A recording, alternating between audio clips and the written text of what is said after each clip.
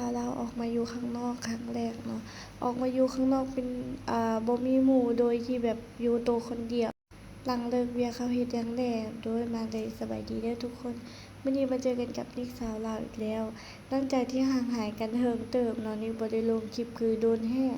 เป็นเดือน2 เดือนเลยก็ว่าได้มาก็ได้โอกาสมื้อนี้สิมาเฮ็ดกับข้าวให้ทุกคนได้เบิ่งกับข้าวมื้อนี้ก็สิเป็นต้มหัวปีนั่นเองเนาะเป็นอาหารง่ายๆแต่กินแบบกินง่ายอ่ะคือแบบเป็นคนหนึ่งที่แบบว่ากินง่ายอยู่ง่ายอีหยังก็ได้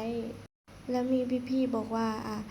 ถ้าออกมาพากย์เสียงรอบนี้เว้าภาษาไทยหน่อยเด้อโดยมื้อนี้นี่สิมาเว้าภาษาไทยให้ทุกคนฟังอาจจะเว้าแบบบ่แจ้งแบบว่าเว้าบ่คล่องปานใดอะนะแต่ก็ตั้งใจมาเริ่มกันเลยโดยสวัสดีค่ะทุกคนวันนี้หนูนิดชื่อนิดนะคะวันนี้หนูนิดก็จะมาทำเมนู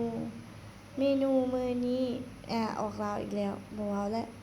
ค่อยสิตั้งใจใหม่เด้อมาต่อกันเลยมาเมนูวันนี้ก็จะเป็นเมนูต้มหัวปลีนะคะที่ลาวเรียกอะไรไม่รู้แต่ว่าที่ลาวเรียกว่าต้มหัวปลี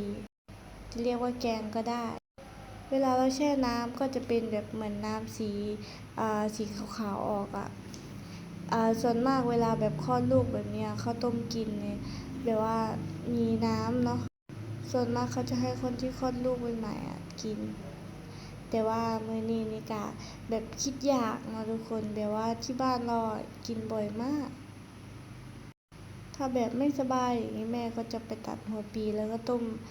มเป็นต้มข้าวต้มเนาะต้มข้าวต้มแล้วก็ใส่ปลาใส่หมูลงไปวันนี้คิดถึงตอนเด็กก็เลยมาทำเอง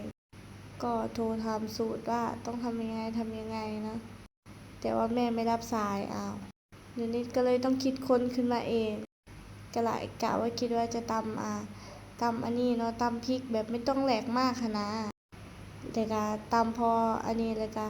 ใส่แบบใส่ปลาร้าแล้วก็ใส่หัวปลีใส่พริกแค่นี้เองทุกคนแบบอาหารง่ายๆมากอร่อยด้วยนะแบบนี้นะไม่รู้สิบางคนอาจจะไม่เคยกินอาจจะแบบว่าไม่อร่อยแต่ว่าสำหรับหนูนิดแล้วนี่แกงแบบนี้อร่อยมากแต่บางคนแต่ละเมนูก็ไม่เหมือนกันเนาะแต่ละบ้านก็กินไม่เหมือนกันแต่ว่าสำหรับนี่กินแบบเป็นคนกินง่ายมากแต่ว่าบางครั้งก็แบบกินยากอยู่กินยากเป็นบางมื้อค่ะนะทุกคน